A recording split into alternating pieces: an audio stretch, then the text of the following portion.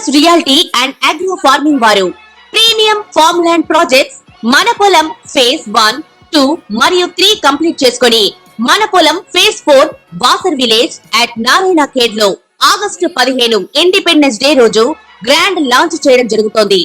Launching మరియు independence day సందర్భంగా 5 guntas land out rate లో బుక్ చేసుకున్న వారికి 1,50,000 రూపాయల డిస్కౌంట్ తో పాటు 2 గ్రాముల గోల్డ్ ఫ్రీగా ఇస్తున్నారు. పూర్తి వివరాలకు సంప్రదించండి. ఓం మహాగణాధిపతయే నమః. ఓం గురుభ్యో నమః. ఓం శ్రీమాత్రే నమః.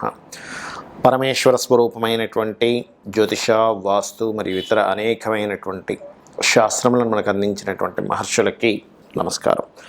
హయగ్రీవ హయగ్రీవ హయగ్రీవేతి యో వదేత్ తస్య నిస్సరతే వాణి జహ్నుకన్యా ప్రవాహవత్. అరుణాం కరుణాతరంగితాక్షీం ధృతపాశాంకుశపుష్పబాణచాపాం అనిమాదిభిరావృతాం మయూకైః అహమిత్యేవ విభావయే భవానీం. శ్రీమాత్రే నమః. ప్రేక్షకులకి ఆ లలితాంబిక అమ్మవారి యొక్క అనుగ్రహం పరిపూర్ణంగా కలగాలని మనస్ఫూర్తిగా కోరుకుంటూ మనం ఈరోజు చెప్పుకోబోయేటువంటి టాపిక్ ఏమిటి అంటే, అక్టోబర్ 10వ తేదీ నుంచి గురువు వక్రగతి జరగనుంది. ఈ యొక్క గురువు యొక్క వక్రగతి 4.5 నెలల పాటు ఉంటుంది. అయితే ఈ 4.5 నెలల పాటు 12 లగ్నాల వారికి, లగ్నం తెలియని వారు రాశి నుంచి చూసుకోండి. అదేవిధంగా 12 లగ్నాల వారికి ఏ విషయాల్లో బాగుంటుంది, ఏ విషయాల పట్ల జాగ్రత్త వహించాలి, ఎటువంటి పరిహార మార్గం చేసుకోవాలనేటువంటి విషయము, మరియు మనం గతంలో రాహువు కేతువు మారినప్పుడు అంటే ఒక 9 నెలలు 10 నెలల క్రితం ఆల్రెడీ మనం చెప్పున్నాం. ఈ జలరాశుల్లోకి రాహు వచ్చినందుకు జల సంబంధించిన ప్రళయాలు ఎక్కువగా జరుగుతాయి ఈ సంవత్సరం అంతా, ఈ కృదినామ సంవత్సరం అంతా అనుకునేటువంటిది. అదేవిధంగా భూ సంబంధించిన విషయంలో ఫ్లక్చువేషన్స్ వస్తాయని కూడా చెప్పుకున్నాం. అదేవిధంగా మనం ఇప్పుడు చూస్తూ ఉన్నాం. అయితే మరి ఈ గురువు వక్రగతి వల్ల ఎటువంటి ఫలితాలు జరుగుతాయి, మరి ఎటువంటి జాగ్రత్తలు ఉండాలి? ఈ గురువు వక్రించినప్పుడు కుజుడు వెళ్ళి కర్కాటక రాశిలో నీచపడి అక్కడ మళ్ళీ వక్రిస్తున్నాడు. కాబట్టి ఈ యొక్క కలయిక విషయంలో ప్రకృతి మనకేం సందేశం ఇస్తుంది? ఎప్పుడు కూడా గ్రహాల యొక్క మార్పుల వల్ల ప్రకృతిలో కొన్ని మార్పులు జరుగుతుంటాయి. మంచి చెడు రెండు జరుగుతూ ఉంటాయి. అది ఏమిటి, ప్రజలందరూ కూడా ఆ యొక్క విషయాల్లో ఏ జాగ్రత్తలు తీసుకోవాలి, మరి జాతకం లేని వాళ్ళు ఎటువంటి పరిహార మార్గం చేసుకోవాలనేటువంటి విషయాన్ని ఒక్కొక్క విధంగా మనం తెలుసుకుందాం.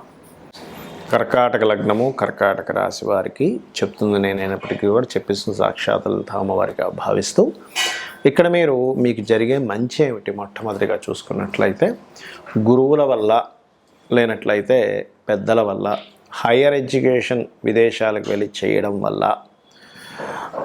పితృదేవతలకి కొన్ని కార్యక్రమాలు మీరు అనుకోకుండా చేయడం వల్ల మీకు ఈ యోగం పడుతుంది. మనం గత కొన్ని నెలల నుంచి చెప్తూ వస్తున్నాం, భాగ్యస్థానంలో రాహు ఉన్నాడు, పితృదేవత ఆరాధన చేయండి, దీనివల్లే మీకు మంచి కలగనుంది అని అందరూ చేయాలి. కాకపోతే మీకు భాగ్య రాహు ఉన్నప్పుడు అది ఆ యొక్క ఎనర్జీ ఏదైతే ఉందో మీకు పాజిటివ్గా రావడానికి ఎక్కువ స్కోప్ ఉంటుంది. సో ఆ విషయంలో బాగుంటుంది. అయితే ఇక్కడ మనం మిగతా అంశాలు కూడా చూసుకోవాలి. లగ్నంలో ఎప్పుడైతే నీచబడినటువంటి కుజుడు వచ్చి కూర్చుంటున్నాడో, సెప్టెంబర్ 10వ తేదీ నుంచి గురువు వక్రిస్తే సెప్టెంబర్ 20వ తేదీ నుంచి లగ్నంలో కుజుడు వచ్చి నీచబడుతున్నాడు. దాని తర్వాత ఇంకో నెలలో వక్రించి వెనక్కి వెళ్తున్నాడు. That is different thing.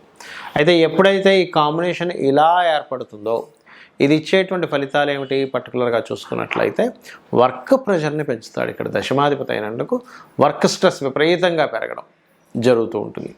కాబట్టి వర్క్ స్ట్రెస్, వర్క్ విషయంలో, కెరియర్లో నిర్ణయాలు తీసుకునేటువంటి అంశాల్లో కొంత జాగ్రత్తగా ఉండండి.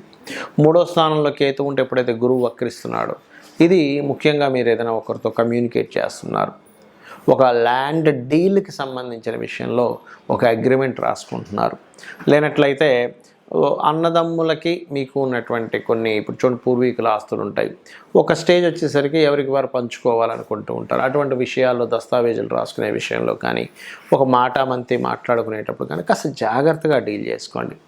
అలాగే ముఖ్యంగా మీ యొక్క జీవిత భాగస్వామి లేదా మీరు పార్ట్నర్షిప్స్తో చేసేటువంటి ఎనీ బిజినెస్ రిలేటెడ్ సంబంధించినటువంటి అంశాల్లో కొన్ని ఇన్సూరెన్సెస్ చేయిస్తూ ఉంటారు. అటువంటి అంశాలలో కూడా కాస్త జాగ్రత్తగా ఉండండి.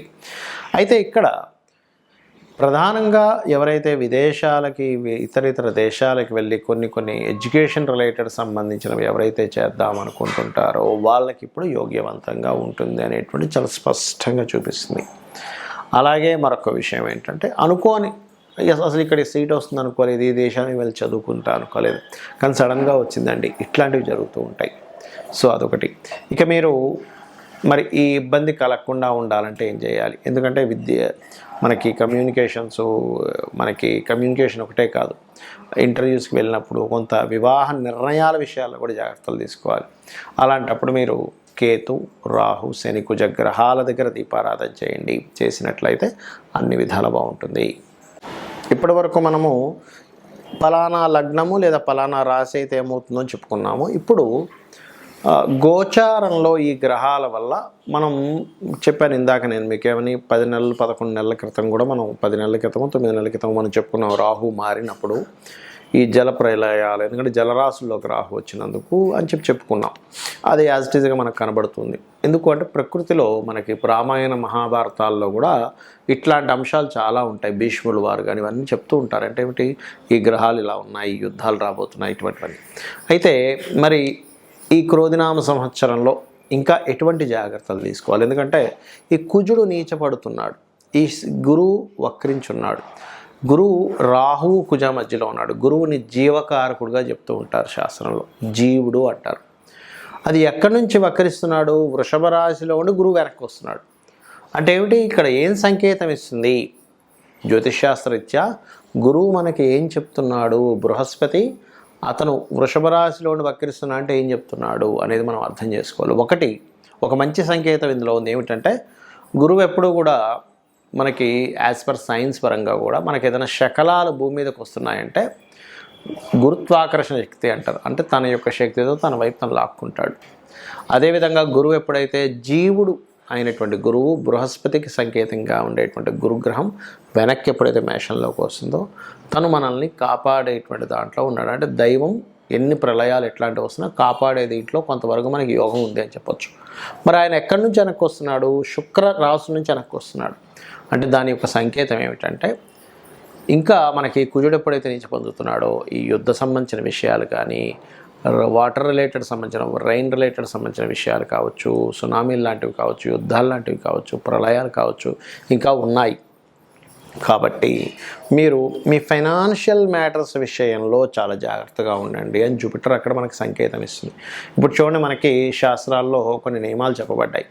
ఒక సన్యాసి ఏ పూట కాపూటే అతను భిక్షాటన చేసుకుంటూ ధర్మబోధన చేసుకుంటూ ఉండాలట. కానీ ఒక గృహస్థు మాత్రం తన దగ్గర ఎప్పుడూ కూడా ఒక సంవత్సరానికి సరిపోయే అంత ధనం ఉండాలట. ఎందుకంటే గృహస్థు ఎప్పుడు ఎలాంటి కరువు కాటకాలు వస్తాయో తెలియదు. సంవత్సరం సరిపోయేంత ధనం ఉంటే ఇంట్లో ఉండేటువంటి వారికి ఎటువంటి ఇబ్బంది రాదు. ఏదైనా ప్రాబ్లం వచ్చినా సరే సర్వైవ్ అవ్వడానికి టైం పడుతుందని చెప్తుంది. కాబట్టి ఏమిటి, ఈ యొక్క గురువు ఎప్పుడైతే వృషభ రాశి నుంచి వెనక్కి వస్తున్నాడో కొన్ని దేశాల్లో ఆర్థిక మాన్యం పెరిగేటువంటి యోగము, ఫైనాన్షియల్ రిలేటెడ్ సంబంధించిన క్రైసిస్ లాంటివి పెరగనున్నాయి అనేటువంటి జూపిటర్ ఈ 5-6 నెలలు అంటే క్రోధినామ సంవత్సరం అయిపోయే వరకు దాని ప్రభావం ఉంది. కాబట్టి మీరు ఉన్న ధనాన్ని, ఉన్న ధాన్యాన్ని, తినుబండారాలని వీటన్నిటినీ కాస్త జాగ్రత్తగా సేకరించుకొని ఉండండి అనేటువంటిది ఇక్కడ ఇచ్చేటువంటి ఒక సజెషన్. మరి ఇప్పటి వరకు మనం ఏదైతే ఫలానా రాశి అని చెప్పుకున్నాం, మరి రాశి తెలియదండి, లగ్నం తెలియదండి, నక్షత్రం తెలియదండి, మేమేం చేయాలి? చాలా సింపుల్, గుర్తుపెట్టుకోండి. మీకు దగ్గరలో గోశాలలు కనుక ఉన్నట్లయితే చక్కగా గోవు దగ్గరికి వెళ్ళి బెల్లము, క్యారెట్సు, అదేవిధంగా ఆకుకూరలు, గ్రాసము ఇటువంటివి తినిపించండి, సాక్షాత్ అమ్మవారిగా భావిస్తూ ఆ యొక్క గోవుని. అలాగే నవగ్రహాలు ఉంటాయి, నవగ్రహాల దగ్గరికి వెళ్ళి అక్కడ కుజ, శని, రాహుకేతు ఈ 4 గ్రహాల దగ్గర దీపారాధన చేయండి. దీనివల్ల ఏమవుతుందంటే మీరు పలానా దగ్గరికి వెళ్ళి ఇబ్బంది పడాలి, కానీ మీరు ఎప్పుడైతే ఆ గ్రహారాధన, దేవతారాధన చేస్తూ ఉంటారో ఆ దేవత మీకు ఒక సూచననిచ్చి ఆపుతుంది. అక్కడ ఏదో ఒక ఫ్రెండ్ రూపంలో వచ్చి ఎక్కడికి వెళ్తున్నా, ఆగు నేను వస్తానని ఆపడము, లేకపోతే అటుగా ఇటు వెళ్దామని ఏదో. అంటే మనకి దైవం ఎలా ఉంటుందంటే ఎప్పుడూ కూడా దైవం డైరెక్ట్గా కనబడదండి. మనుష్య రూపంలోనో, వాహన రూపంలోనో, ఒక ఫోన్ కాల్ రూపంలోనో, ఆ రూపంలో వచ్చి మనం సేవ్ చేస్తుంది.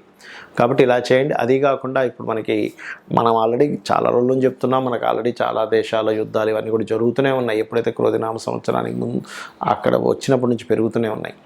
ఆ ప్రదేశాల్లో నివసించేవారు కూడా వాళ్ళకి ఎటువంటి కీడు జరగకుండా ఉండాలంటే చండీ వినండి, చండీ పారాయణం వినడం, చండీ ఆరాధన చేయడం, దీపాన్ని వెలిగించి దీపాన్ని చూస్తూ అగ్నిదేవుణ్ణి ఆరాధన చేయడం చేయండి. దానివల్ల ఏమవుతుందంటే అగ్ని జల విపత్తులు ఏవి కూడా రాకుండా ఉంటాయి. శ్రీమాత్రే నమః.